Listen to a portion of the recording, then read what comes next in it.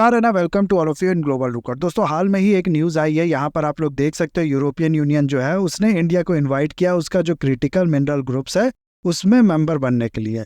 और ये न्यूज़ आप लोग को हो सकता है सुनी सुनाई लग रही होगी। दरअसल कुछ दिन पहले ही भी इस तरीके की एक न्यूज़ आई थी कि यूएस का जो एक क्रिटिकल मिनरल क्लब है, यानी कि यूएस लेड जो अलग इसी तरीके का ग्रुप है जिसका नाम है मिनरल सिक्योरिटी पार्टनरशिप, उसको इंडिया ने ज्वाइन किया था। यानी कि उसमें इंडिया मेंबर बन गया था और इंडिया को मिला के इसमें टोटल हो गए थे 13 मेंबर, जिसमें से ऑफकोर्स एक यूएस है। उसके बाद जो मेंबर है वो यहाँ पर आप लोग देख सकते हो, ऑस्ट्रेलिया है, कनाडा है, फिनलैंड है, फ्रांस है, जर्मनी है, जापान है, फिर साउथ कोरिया है यानी कि रिपब्लिक ऑफ कोरिया है, स्वीडन है, यूके है और यूरोपियन कमीशन है। उसके बाद इटली भी एक मेंबर है और ऑफकोर्स इंडिया जो है उसने भी इस चीज़ को ज्वाइन कर लिया है। तो ये 13 मेंबर्स हैं इसमें। और इस चीज़ में अगर आप लोग नोटिस किया हो, एक नोटिस करने वाली चीज़ यहाँ पर यह है कि इंडिया को छोड़ के बाकी सारी कंट्री आप लोग यहाँ पर देखोगे ना, तो ये सब डेवलप्ड कंट्रीज है। इंडिया एक लौती डेवलपिंग कंट्रीज है जिसको यूएसए ने इनवाइट किया था इस ग्रुप में, इस आप लोग कह सकते हो ब्लॉक में, और इसको इंडिया ने ज्वाइन किया है। ये चीज़ आप लोग को दिखाती है कि इंडिया की जो इंपॉर्टेंस है, इंडिया की कितनी ज़्यादा इन लोगों को ज़रूरत है इस चीज़ में, वो यहाँ से आप लोग कह सकते हो साफ साफ दिखता है। और जिसका कारण भी है, जिसका क्या कारण है आगे मैं आप लोग को बताऊंगा। लेकिन अभी की जो न्यूज़ है, जैसे कि मैंने आप लोग को बताया, अब इस ग्रुप के बाद यूरोपियन यूनियन लेड भी जो इसी तरीके का ग्रुप है क्रिटिकल मिनरल पार्टनरशिप के लिए, क्रिटिकल मिनरल ग्रुप जिसको सिंपल कहा गया है, उसमें भी इंडिया को इनविटेशन मिला है। आप लोग कह सकते हो उसमें भी इनवाइट किया गया इंडिया को कि आओ आप भी इसको भी ज्वाइन करो। इस ग्रुप में मैं आप लोग को बता दूं कि 20 बिलियन यूरो, यहाँ 20 बिलियन डॉलर की बात नहीं हो रही है, 20 बिलियन यूरो जो है वो इस यूरोपियन यूनियन ने कहा है कि हम लोग इन्वेस्ट करेंगे इसी तरीके के क्रिटिकल मिनरल जो है उसकी सप्लाई को सिक्योर करने के लिए ना। ये ग्रुप्स है क्या, ये समझने से पहले जो क्रिटिकल मिनरल्स है ना वो क्या होते हैं वो समझना जरूरी है। दरअसल देखो होता है क्या है कि मान लो कोई भी कंट्री है, लेट्स से इंडिया, क्या हम लोग एग्जांपल ले लेते हैं। इंडिया का अपना एक गोल है, इंडिया के कुछ टारगेट्स होंगे, कुछ गोल्स होंगे और कि हम लोग को इस तरीके की चीज़ जो है वो अचीव करनी है। जैसे कि एग्जांपल के लिए आप लोग को पता होगा कि इंडिया का जो गोल है वो ये कि 2030 तक हम लोग को इलेक्ट्रिक व्हीकल्स के मामले में बहुत ज़्यादा जो इलेक्ट्रिक व्हीकल्स है वो बनाना है। ऐसा कहा जाता है कि 2 और 3 व्हीलर जो व्हीकल्स है उसको हम लोग को 80% बना देना है इलेक्ट्रिक व्हीकल्स, और ऐसे ही बसेस को 40% जो है वो इलेक्ट्रिक व्हीकल्स बना देना है। बना देना का मतलब है कि इतने जो व्हीकल्स है, इतने जो बसेज है वो इलेक्ट्रिक व्हीकल्स होंगे 2030 तक। ये इंडिया का टारगेट है। और ऐसे ही फिर अगर आप लोग देखोगे ना तो कार में ये कहा है कि 30 से 70% कार जो है वो 2030 तक हम लोग इलेक्ट्रिक व्हीकल्स करने की कोशिश करेंगे।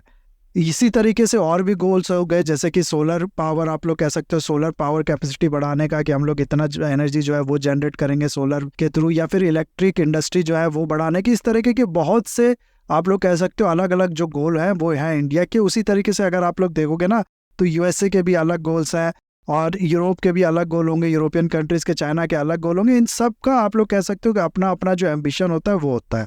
और इन चीज़ को अचीव करने के लिए, जैसे कि इलेक्ट्रिक इंडस्ट्री जो है, इलेक्ट्रॉनिक्स इंडस्ट्री जो है वो इंडिया को बढ़ानी है बहुत ज़्यादा, तो इसको डेवलप करने के लिए जाहिर सी बात है इसमें बहुत ज़्यादा मटेरियल, बहुत ज़्यादा रॉ मटेरियल, बहुत ज़्यादा मिनरल जो है वो लगेगा। आप लोग को पता होगा, इस चीज़ में कुछ समझाने की जरूरत है नहीं।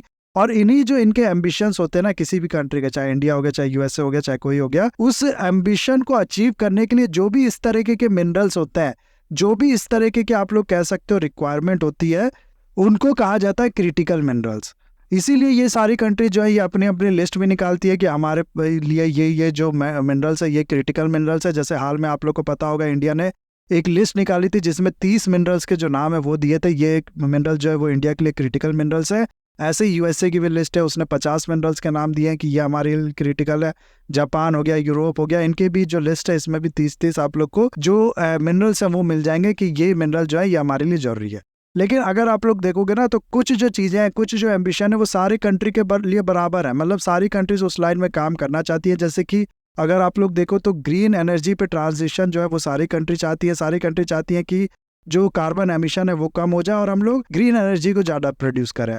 तो इस चीज़ में इनके पर्सनल गोल भी है। इनने प्रॉमिस भी किया कि हम लोग इतने साल तक इतने जो रिन्यूएबल एनर्जी है, जो ग्रीन एनर्जी है वो प्रोड्यूस करेंगे। तो इस तरीके के जो कॉमन एम्बिशन है ना उसको लेके अगर आप लोग देखो तो कुछ मिनरल जो है वो जनरली कॉमन ही है सारी कंट्रीज के लिए, कि सारी कंट्रीज के लिए वो मिनरल जो है वो क्रिटिकल है। प्लस फ्यूचर में जो चेंजेस आने वाले हैं ना उसको देखते हुए भी आप लोग कह सकते हो कि कुछ मिनरल जो है वो सारे कंट्रीज के लिए कॉमन है और उनको जनरली कहा जाता है कि ये जो क्रिटिकल मिनरल्स है ये है। ये कौन कौन से मिनरल्स है यहाँ पर आप लोग देख सकते हो। कोबाल्ट हो गया, निकल हो गया, लिथियम हो गया, प्लस 7 रेयर अर्थ एलिमेंट जो है ना उनको कहा जाता है जनरली कि ये क्रिटिकल एलिमेंट है। लेकिन जैसा कि मैंने आप लोग को बताया कि जो कंट्रीज है वो भी अपने लिस्ट निकालती हैं, तो आई होप आप लोग जो मतलब है इस चीज का वो समझ गए होंगे कि क्रिटिकल ये जो मटेरियल होते हैं, क्रिटिकल एलिमेंट, क्रिटिकल मिनरल जो होते हैं वो क्या होते हैं।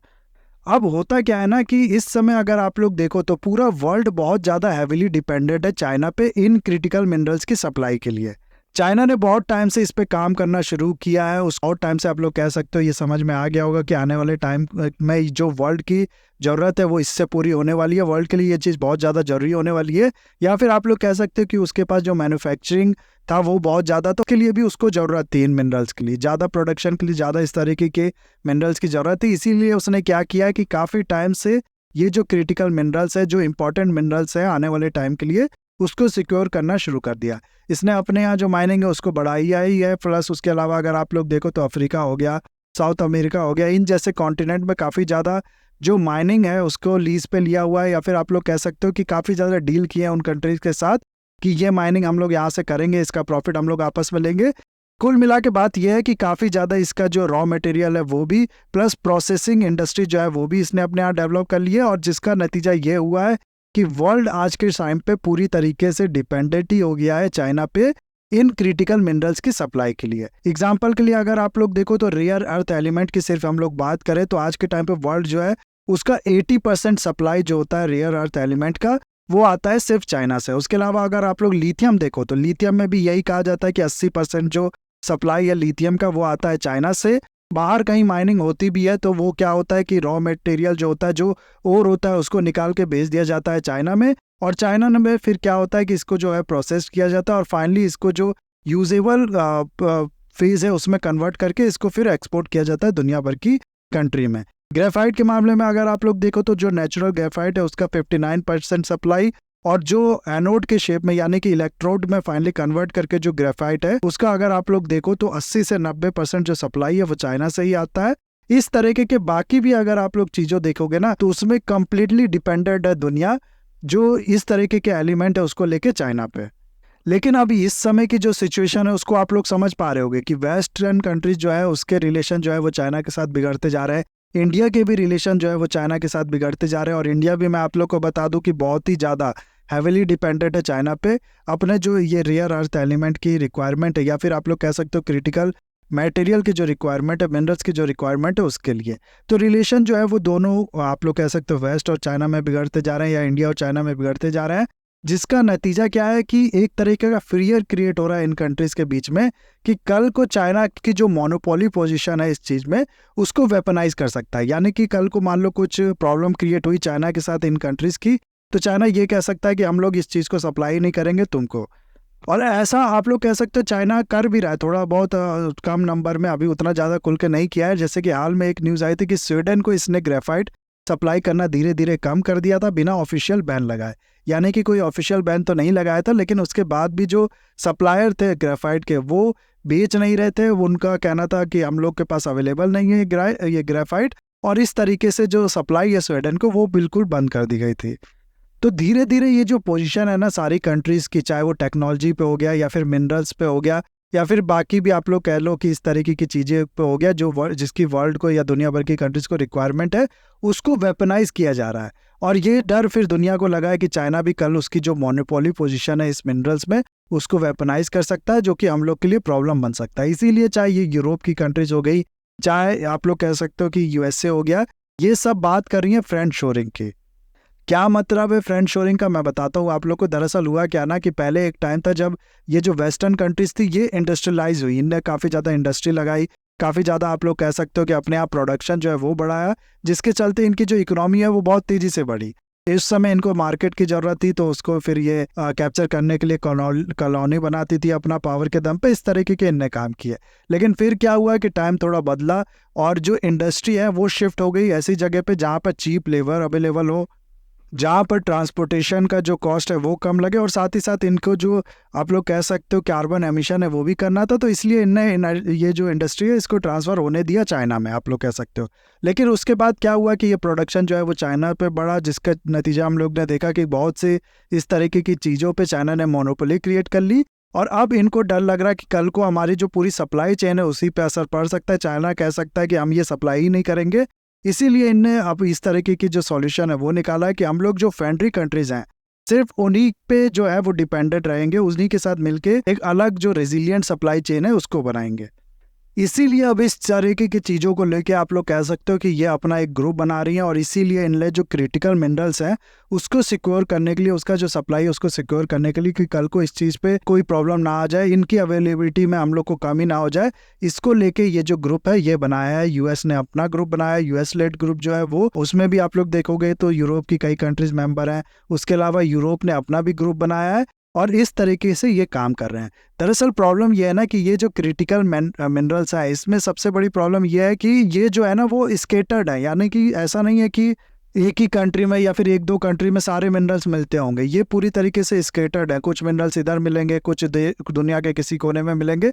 तो इसीलिए ये जो अपनी प्रोडक्शन है, प्रोसेसिंग इंडस्ट्री है, उसको बढ़ाने के लिए, माइनिंग बढ़ाने के लिए, इस तरीके की चीज़ों को डेवलप करने के लिए, जिसके पास जो कैपेसिटी हो उसको आप लोग कह सकते हो बढ़ाने के लिए, और इस पूरे मिनरल जो है, क्रिटिकल मिनरल जो है, इनकी सप्लाई को सिक्योर करने के लिए आपस में आके कोऑपरेट कर रही हैं। साथ में मिलके ये इन्वेस्ट करेंगी किसी चीज़ पे, जैसे कि माइनिंग हो गया या फिर प्रोसेसिंग हो गया, और फिर ये जो उससे फ़ायदा होगा, आप लोग कह सकते हो जो भी उससे ये मिनरल्स निकलेंगे उसको आपस में शेयर करेंगे। ऐसा करके ये चाइना को बिल्कुल भी अपना जो सप्लाई चेन है उससे एलिमिनेट कर देंगे, उसकी मोनोपोली जो है उसको तो पूरी तरीके से ख़त्म करेंगी ही, लेकिन चांसेस है कि आने वाले टाइम में चाइना से ये जो मिनरल्स है इसका सप्लाई बहुत हद तक कम हो जाए। ये मैं बात कर रहा हूँ आज से कई साल बाद की, तुरंत ये नहीं होने वाला, क्योंकि आज के टाइम में अगर आप लोग देखो तो 80% तक डिपेंडेंट है दुनिया चाइना की ये जो मिनरल्स है उस पर।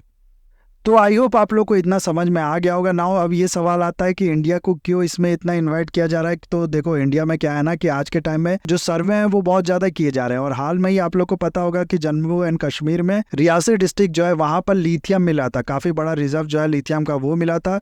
उसके अलावा ग्रेफाइट के भी रिजर्व जो है वो मिले हैं, और बाकी भी जो मिनरल्स है, जो क्रिटिकल मिनरल्स है, उनके रिजर्व्स इंडिया में मिल चुके हैं। तो कहने का मतलब ये है कि इंडिया में एक तो सर्वे बहुत ज़्यादा हो रहा है, बहुत ज़्यादा जियोलॉजिकल सर्वे ऑफ इंडिया जो है इस चीज़ को लेकर एक्सटेंसिवली काम कर रही है, इस तरीके के एरिया को पता लगाने में लगी हुई है जहाँ पर मिनरल्स की अवेलेबिलिटी हो। और आने वाले टाइम में अगर आप लोग देखोगे ना तो ये जो मिनरल्स है ये बहुत ज़्यादा इंडिया में भी माइनिंग होंगे और साथ ही साथ प्रोसेसिंग भी होंगे।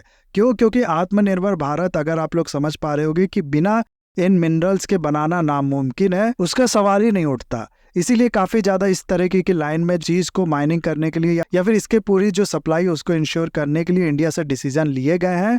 इंडिया का mines and minerals development and regulation act जो है, इसमें आप लोग को पता होगा कि 2021 में इस तरीके के अमेंडमेंट लाए गए थे कि कोई माइंस आप लोग कह लो किसी प्राइवेट ऑर्गेनाइजेशन को दी जाती है, उसको लीज पे दी जाती है किसी एक पर्टिकुलर रिसोर्स के लिए। मान लो कोयला निकालने के लिए कोई माइन दी गई है किसी प्राइवेट एंटिटी को, तो ऐसा नहीं है कि वहाँ से कुछ और निकलेगा, किसी अलग तरीके का रिसोर्स निकलेगा तो वो नहीं निकाल सकता। इस चीज़ में छूट दी गई है, और जो भी रिसोर्स वहाँ से निकलेगा उसको निकाल सकता है और प्रॉफिट शेयर करके उसको मार्केट में बेच सकता है। उसके अलावा फिर से यहाँ पर 2023 में अभी हाल में कुछ दिन पहले ही राज्यसभा में एक और अमेंडमेंट बिल जो है वो पास हुआ है इस चीज़ को लेके, और इसमें क्या किया है कि बहुत ज़्यादा ईज दिखाने की कोशिश की गई है माइनिंग को लेके। जैसे कि लिथियम, मैं आप लोग को बता दूं, पहले न्यूक्लियर मटेरियल में आता था, उसका माइनिंग करना, उसका लाइसेंस लेना या फिर इस तरीके के जो काम है उसमें करना वो काफ़ी ज़्यादा मुश्किल था किसी प्राइवेट एंटिटी द्वारा, लेकिन उसको इससे हटा दिया गया है, उसको न्यूक्लियर मटेरियल मिनरल से हटा दिया गया। अब उसमें भी माइनिंग जो है आसानी से की जाएगी। तो ये है पूरी डेवलपमेंट का। आई होप वीडियो आपको अच्छा लगा होगा। इसे लाइक, कमेंट, शेयर, सब्सक्राइब जरूर कीजिएगा। That's all, have a nice day, take care.